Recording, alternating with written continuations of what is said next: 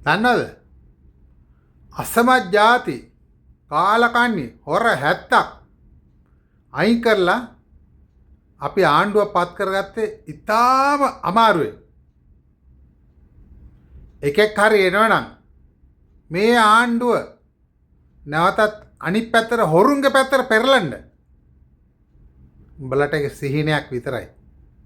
උඹලට ඒක සිහිනයක් විතරයි. පුළුවන් නම් කරලා බලන්න. අපි කිසි ලෙසකින් උඹලට එක දශමයක් ඉඩ තියන්නේ නැහැ කාලකන්නින්ට හොරුන්ට සක්කිලින්ට නැවතත් මේ ජනතාවාදී ආණ්ඩුව වෙන පැත්තකට හරවන්න. බල්ලෝ සුගීෂර උඹලා කියනව කොහොමද බං විශ්වාස කරන්නේ? ඒ කියන්නේ තොපි කියන ඔක්කොම ටොම් පච කියලා තමයි මේ සමස්ත රටේම ජනතාවට තේරුම් ගන්න වෙන්නේ. යකෝ දැන් උඹ කියනවා ගම්වාසීන් ඇවිල්ලා කේන්ති ගිහිල්ලා හර්ෂණගේ ගෙදරට ගොම ගැහුවලු. යකෝ අපි ඇහැටම දැක්කනේ වෙච්ච දේ. තොටනේ ගැහුවේ මෝඩයෝ.